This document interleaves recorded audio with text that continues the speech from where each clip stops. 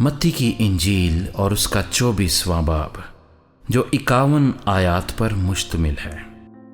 और यीशु हैकल से निकलकर जा रहा था कि उसके शागिर्द उसके पास आए ताकि उसे हैकल की इमारतें दिखाएं। उसने जवाब में उनसे कहा, क्या तुम इन सब चीज़ों को नहीं देखते?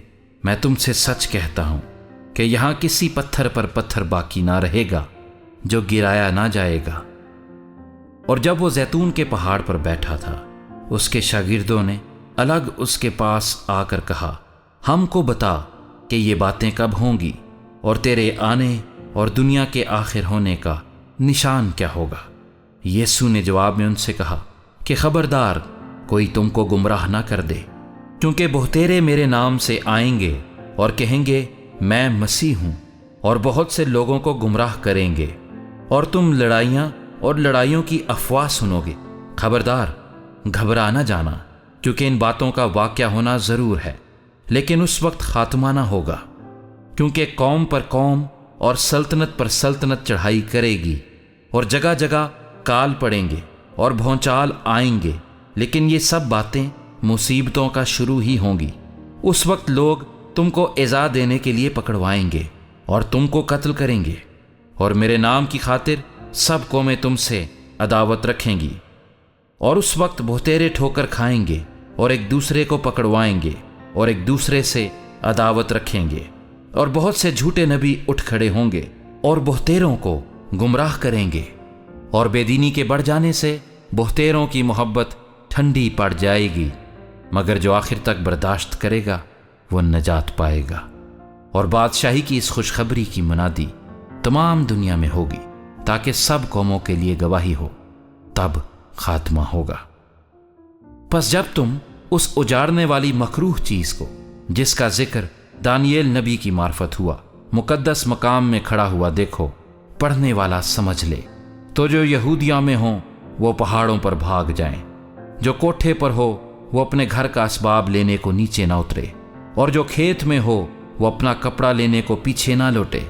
मगर अफसोस उन पर जो उन दिनों में हामिला हों और जो दूध पिलाती हों। बस दुआ करो कि तुमको जाड़ों में या सबत के दिन भागना ना पड़े, क्योंकि उस वक्त ऐसी बड़ी मुसीबत होगी कि दुनिया के शुरू से ना अब तक हुई ना कभी होगी।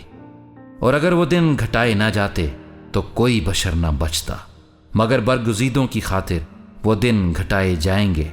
उस वक्त अगर कोई तुमसे कहे कि देखो मसीह यहाँ है या वहाँ है, तो यकीन ना करना, क्योंकि झूठे मसीह और झूठे नबी उठ खड़े होंगे और ऐसे बड़े निशान और अजीब काम दिखाएंगे कि अगर मुमकिन हो तो बरगुज़ीदों को भी गुमराह कर लें। देखो मैंने पहले ही तुमसे कह दिया है। बस अगर वो तुमसे कहें कि देखो वो ब्याबान में है, तो बाहर ना जाना, या देखो वो कोठरियों में है, तो यकीन ना करना। क्योंकि जैसे बिजली पूरब से कौंद कर पश्चिम तक दिखाई देती है, वैसे ही इब्ने आदम का आना होगा।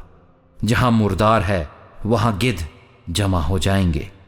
और फौरन उन दिनों की मुसीबत के बाद सूरज तारीक हो जाएगा और चांद अपनी रोशनी ना देगा, और सितारे आसमान से गिरेंगे और आसमानों की कुव्वतें हिलाई जाएंगी।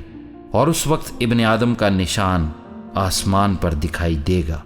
और उस वक्त ज़मीन की सब कौमें छाती पीटेंगी और इब्ने आदम को बड़ी कुदरत और जलाल के साथ आसमान के बादलों पर आते देखेंगी। और वो नरसिंगे की बड़ी आवाज के साथ अपने फरिश्तों को भेजेगा, और वो उसके बरगुज़ीदों को चारों तरफ से आसमान के इस किनारे से उस किनारे तक जमा करेंगे। अब अंजीर के दरख्त से एक तमसील सीखो। जो ही उसकी डाली नरम होती और पत्ते निकलते हैं, तुम जान लेते हो कि गर्मी नजदीक है। इसी तरह जब तुम इन सब बातों को देखो तो जान लो कि वो नजदीक है, बल्कि दरवाजे पर है। मैं तुमसे सच कहता हूं कि जब तक ये सब बातें ना हो लें, ये नस्ल हरगिज तमाम ना होगी।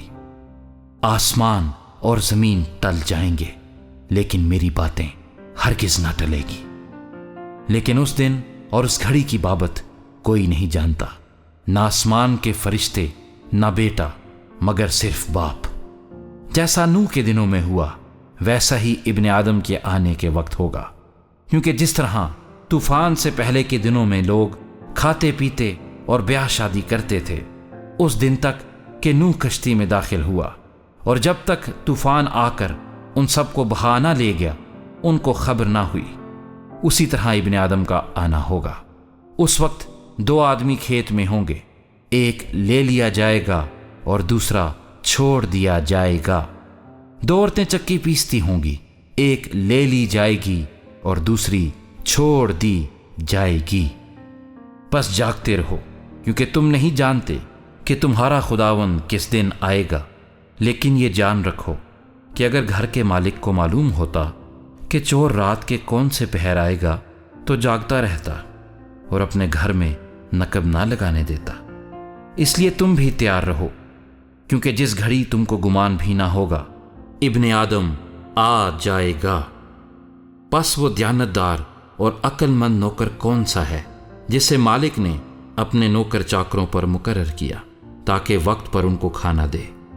मुबारक है वो नौकर जिसे उसका मालिक आकर ऐसा ही करते पाए। मैं तुमसे सच कहता हूं कि वो उसे अपने सारे माल पर मुख्तार कर देगा। लेकिन अगर वो खराब नौकर अपने दिल में ये कहकर कि मेरे मालिक के आने में देर है, अपने हम खिदमतों को मारना शुरू करे और शराबियों के साथ खाए पिए, तो उस नौकर का मालिक ऐसे दिन के वो उसकी राह न देखता हो और ऐसी घड़ी के वो ना जानता हो आ मौजूद होगा, और खूब कोड़े लगाकर उसको रियाकारों में शामिल करेगा। वहां रोना और दांत पीसना होगा।